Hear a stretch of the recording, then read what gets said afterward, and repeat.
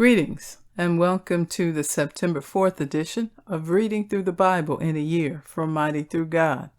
Today I will be reading Ecclesiastes chapter 7 through chapter 9, 2 Corinthians chapter 7 verses 8 through 16, Psalm 48 verses 1 through 14, and Proverbs 22 verses 17 through 19.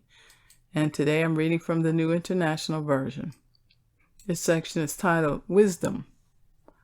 A good name is better than fine perfume, and the day of death better than the day of birth.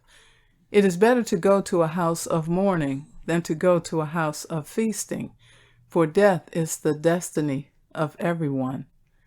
The living should take this to heart. Frustration is better than laughter, because a sad face is good for the heart. The heart of the wise is in the house of mourning, but the heart of fools is in the house of pleasure.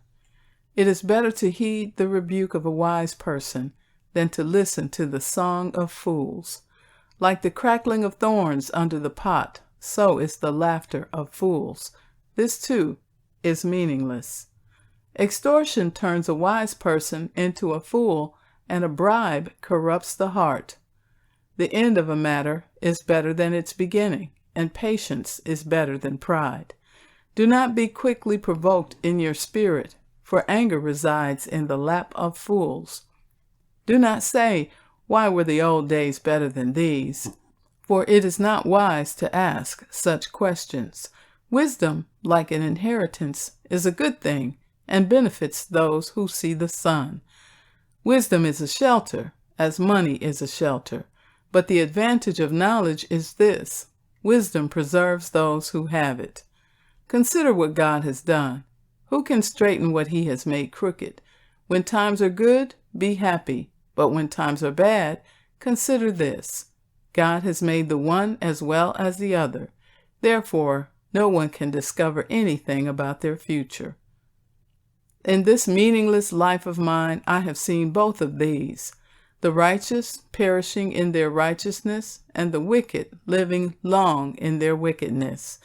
Do not be over righteous, neither be over wise. Why destroy yourself? Do not be over wicked, and do not be a fool. Why die before your time? It is good to grasp the one and not let go of the other. Whoever fears God will avoid all extremes. Wisdom makes one wise person more powerful than 10 rulers in a city. Indeed, there is no one on earth who is righteous, no one who does what is right and never sins. Do not pay attention to every word people say, or you may hear your servant cursing you. For you know in your heart that many times you yourself have cursed others. All this I tested by wisdom, and I said, I am determined to be wise, but this was beyond me. Whatever exists is far off and most profound. Who can discover it? So I turned my mind to understand, to investigate, and to search out wisdom and the scheme of things, and to understand the stupidity of wickedness and the madness of folly. I find more bitter than death the woman who is a snare, whose heart is a trap, and whose hands are chains. The man who pleases God will escape her, but the sinner she will ensnare. Look, says the teacher, this is what I have discovered. Adding one thing to another to discover the scheme of things, while I was still searching, but not finding, I found one upright man among 1,000, but not one upright woman among them all. This only have I found: God created mankind upright, but they have gone in search of many schemes. Chapter 8. Who is like the wise? Who knows the explanation of things? A person's wisdom brightens their face and changes its hard appearance. Obey the king's command, I say, because you took an oath before God. Do not be in a hurry to leave the king's presence. Do not stand up for a bad cause, for he will do whatever he pleases. Since a king's word is supreme, who can say to him, "What are you doing?" Whoever obeys his command will come to no harm, and the wise heart will know the proper time and procedure. For there is a proper time and procedure for every matter, though a person may be weighed down by misery. Since no one knows the future, who can tell someone else what is to come? As no one has power over the wind to contain it, so no one has power over the time of their death. As no one is discharged in time of war, so wickedness will not release those who practice it. All this I saw as I applied my mind to everything done under the sun. There is a time when a man lords it over others to his own hurt. Then, too, I saw the wicked buried, those who used to come and go from the holy place and receive praise in the city where they did this. This, too, is meaningless. When the sentence for a crime is not quickly carried out, people's hearts are filled with schemes to do wrong. Although a wicked person who commits 100 crimes may live a long time, I know that it will go better with those who fear God, who are reverent before him. Yet, because the wicked do not fear God, it will not go well with them, and their days will not lengthen like a shadow. There is something else meaningless that occurs on earth: the righteous who get what the wicked deserve, and the wicked who get what the righteous deserve. This, too, I say, is meaningless. So I commend the enjoyment of life, because there is nothing better for a person under the sun than to eat and drink and be glad. Then joy will accompany them in their toil all the days of the life God has given them under the sun.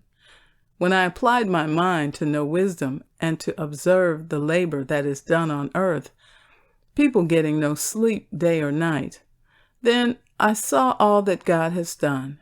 No one can comprehend what goes on under the sun. Despite all their efforts to search it out, no one can discover its meaning. Even if the wise claim they know, they cannot really comprehend it. Chapter 9. So I reflected on all this and concluded that the righteous and the wise and what they do are in God's hands, but no one knows whether love or hate awaits them. All share a common destiny: the righteous and the wicked, the good and the bad, the clean and the unclean, those who offer sacrifices and those who do not. As it is with the good, so with the sinful. As it is with those who take oaths, so with those who are afraid to take them. This is the evil in everything that happens under the sun. The same destiny overtakes all. The hearts of people, moreover, are full of evil, and there is madness in their hearts while they live, and afterward they join the dead. Anyone who is among the living has hope. Even a live dog is better than a dead lion. For the living know that they will die, but the dead know nothing. They have no further reward, and even their name is forgotten. Their love, their hate, and their jealousy have long since vanished. Never again will they have a part in anything that happens under the sun. Go, eat your food with gladness, and drink your wine with a joyful heart, for God has already approved what you do. Always be clothed in white, and always anoint your head with oil. Enjoy life with your wife whom you love, all the days of this meaningless life that God has given you under the sun. All your meaningless days. For this is your lot in life, and in your toilsome labor under the sun. Whatever your hand finds to do, do it with all your might. For in the realm of the dead, where you are going, there is neither working, nor planning, nor knowledge, nor wisdom. I have seen something else under the sun. The race is not to the swift, or the battle to the strong, nor does food come to the wise, or wealth to the brilliant, or favor to the learned, but time and chance happen to them all. Moreover, no one knows when their hour will come. As fish are caught in a cruel net, or birds are taken in a snare, so people are trapped by evil times that fall unexpectedly upon them. I also saw under the sun this example of wisdom that greatly impressed me. There was once a small city with only a few people in it, and a powerful king came against it, surrounded it, and built huge siege works against it. Now there lived in that city a man, poor but wise, and he saved the city by his wisdom. But nobody remembered that poor man. So I said, wisdom is better than strength, but the poor man's wisdom is despised, and his words are no longer heeded. The quiet words of the wise are more to be heeded than the shouts of a ruler of fools. Wisdom is better than weapons of war, but one sinner destroys much good. 2 Corinthians chapter 7, beginning with verse 8. Even if I caused you sorrow by my letter, I do not regret it, though I did regret it. I see that my letter hurts you, but only for a little while. Yet now I am happy, not because you were made sorry, but because your sorrow led you to repentance. For you became sorrowful as God intended, and so were not harmed in any way by us. Godly sorrow brings repentance that leads to salvation and leaves no regret. But worldly sorrow brings death. See what this godly sorrow has produced in you? What earnestness, what eagerness to clear yourselves, what indignation, what alarm, what longing, what concern, what readiness to see justice done. At every point you have proved yourself to be innocent in this matter. So even though I wrote to you, it was neither on account of the one who did the wrong, nor on account of the injured party, but rather that before God you could see for yourselves how devoted to us you are. By all this we are encouraged. In addition to our own encouragement, we were especially delighted to see how happy Titus was, because his spirit has been refreshed by all of you. I had boasted to him about you, and you have not embarrassed me. But just as everything we said to you was true, so our boasting about you to Titus has proved to be true as well. And his affection for you is all the greater when he remembers that you were all obedient, receiving him with fear and trembling. I am glad I can have complete confidence in you. Psalm 48, from the King James Version. Great is the Lord and greatly to be praised, in the city of our God, in the mountain of his holiness. Beautiful for situation, the joy of the whole earth is Mount Zion. On the sides of the north, the city of the great King. God is known in her palaces for a refuge, for lo, the kings were assembled. They passed by together. They saw it, and so they marveled. They were troubled and hasted away. Fear took hold upon them there, and pain as of a woman in travail. Thou breakest the ships of Tarshish with an east wind.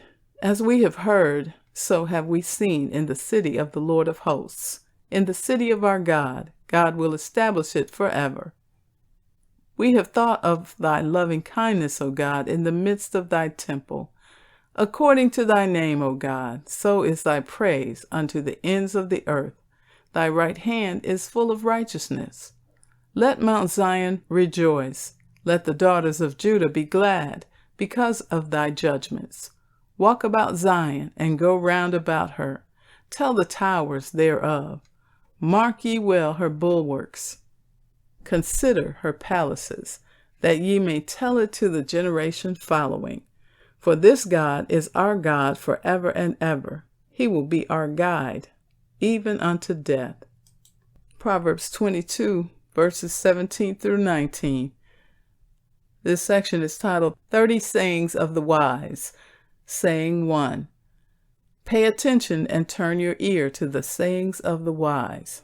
Apply your heart to what I teach, for it is pleasing when you keep them in your heart and have all of them ready on your lips, so that your trust may be in the Lord. I teach you today, even you. And so concludes the reading for September 4th. May the Lord continue to bless you indeed. Tune in tomorrow for another edition of Reading Through the Bible in a Year. Be blessed.